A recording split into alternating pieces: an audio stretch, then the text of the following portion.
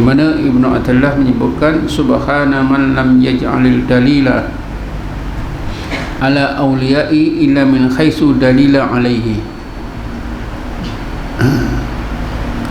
Maha suci Allah yang tidak menjadikan dalil di atas walinya kecuali dari sekira-kira dalil ke atasnya itu Allah.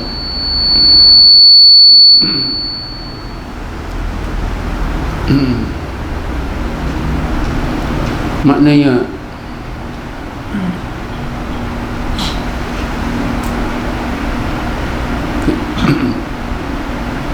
kita tak boleh kenal wali Allah kita tak boleh kenal wali Allah, kerana wali Allah ni di antara perkara-perkara rahsia Allah, perkara-perkara yang gaib. Kita tidak tahu siapa itu wali Allah, sehingga disebut dalam setengah kitab, si isteri pun tak tahu, si anak pun tak tahu, orang kampung pun tak tahu, satu jemaah pun tak tahu rahsia Allah Subhanahu Wa Taala. Termasuklah perkara-perkara yang gaib. Jadi bila perkara gaib tak ada siapa tahu kecuali Allah. Jadi ada dalil-dalil, tanda-tanda yang menunjukkan seorang wali, tapi kita tak tahu. Yang tahu dalil-dalil, tanda-tanda Allah Subhanahu Wa Taala. Jadi apabila Allah Subhanahu Wa Taala kenalkan kita pada seorang wali, itu berarti Allah nak kenalkan kita kepada dirinya. Jadi maknanya bila kita kenal seorang wali, berarti itu Allah pilih kita supaya kita dapat mengenal Allah sebenar-benarnya. Maha suci Allah yang tidak menjadikan dalil di atas walinya, ke atas seorang walinya. Maknanya Allah Ta'ala itu beri kepada kita bukti-bukti, dalil-dalil yang menunjukkan seorang itu wali Allah.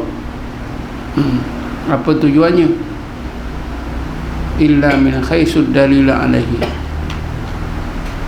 Dalil kita mengenal wali Allah tadi supaya kita, tujuannya supaya kita dapat mengenal Allah Subhanahu Wa Taala. Maknanya untuk mengenal Allah itu yang sebenar-benar, yang biasanya sampai kepada hakikat dan makrifah, biasanya mesti menerusi wali Allah. Tidak menerusi wali Allah tidak boleh. Itu biasanya. Tapi Allah SWT, perbuatan Allah SWT itu luar biasa. Kalau biasanya begitu, ada yang luar biasa, tak menerusi pimpinan seorang wali pun Allah boleh kurniakan kita untuk mengenalnya sampai ke hakikat dan makrifah. Tapi di sini diterangkan dari segi kebiasaan syariat, peraturan yang Allah tetapkan. Jadi Ibnu Athaillah menerangkan kita, Maha suci Allah yang tidak menjadikan dalil ke atas walinya. Maknanya Maha suci Allah yang tidak memberi kepada kita bukti-bukti yang menunjukkan seorang itu wali Allah, kecuali tujuannya supaya kita kenal Allah. Bukan semata-mata untuk kita kenal seorang wali, tidak. Tujuan utama supaya kita boleh mengenal Allah. Kerana nak mengenal Allah sebenar-benar kenal itu mesti melalui seorang wali. Jadi bila kita tak kenal wali, kita tak dapat pimpinannya, maka kita tak boleh kenal Allah sampai pada hakikat dan makrifah. Tapi ini jangan salah faham lah ya.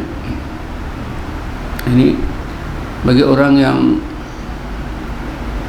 tak faham, ya, tak pernah baca tasawuf, dia kata taksub sangat orang-orang belajar tasawuf dan tarekat ni. Nak kenal Allah tu hanya menerusi wali saja. Kerana wali-wali Allah itulah yang sebenar-benar kenal Allah. Sebab itu Allah SWT berfirman tadi, wattabi sabila man anaba ilayya. Hendaklah kamu ikut jalan agama orang yang benar-benar kembali kepada aku. Siapa dia? Wali-wali Allah. Kenapa kita mesti ikut orang seperti ini? Wali-wali Allah. Kerana wali-wali Allah yang benar-benar kembali kepada Allah sebagai hambanya zahir dan batin, sentiasa dapat hidayat. Bismillahirrahmanirrahim. Wa yahdi ilahi man anab. Dan Allah sentiasa memberi hidayat kepada orang yang benar-benar kembali kepadanya zahir dan batin, menjadi hambanya sebaik-baiknya. Ini wali-wali Allah. Anabah. Anabah. Selain daripada anabah, di sana tabah. Tabah yatubu taubah. Taubatun. Tabah yatubu taubatun. Telah taubat. Dia telah taubat. Dia sedang bertaubat. Taubatun, taubat. Anaba yunibu, anaba yunibu inabah. Jadi taubat wali-wali itu inabah. Taubat kita taubat. Kita astagfirullah, itu taubat. Tapi wali-wali Allah ni, dia taubat mereka ni sampai ke peringkat inabah.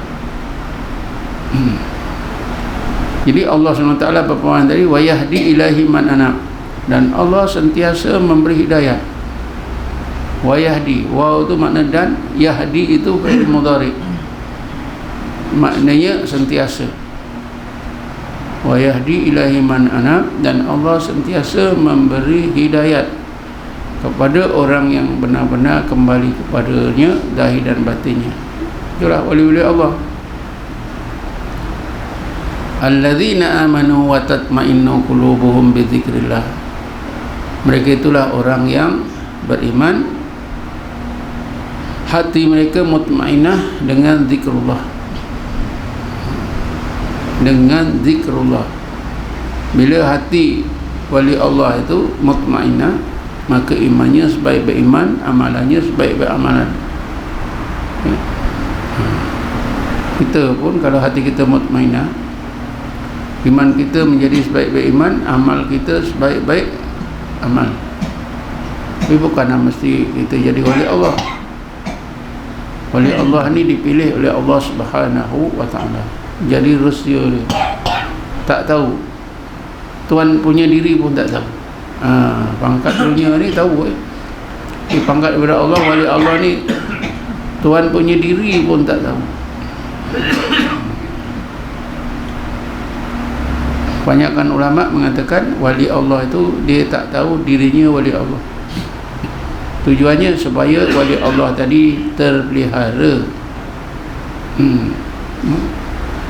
Terpelihara daripada ujub, dari riak. Nah, itu dia selamat. Kalau dapat tahu, mungkin dia ujub dan riak. Lagipun wali Allah itu tujuannya untuk disembunyikan. Tapi nabi-nabi dan rasul-rasul untuk diisytiharkan. Lain. Sebab itu senang saja kalau seorang tu dia mengaku wali Allah, bukanlah. Sebab wali Allah ni untuk disembunyikan. Karamahnya pun untuk disembunyikan. Jadi kalau ada seorang mengaku wali Allah dan dia boleh tunjukkan kehebatan, kekeramatannya, itu bukanlah wali Allah. Jadi ringkasnya tuan-tuan, bila Allah Ta'ala kurniakan kita untuk mengenal seseorang walinya, tujuannya apa dia? Tujuannya supaya kita dapat mengenal Allah Subhanahu wa ta'ala.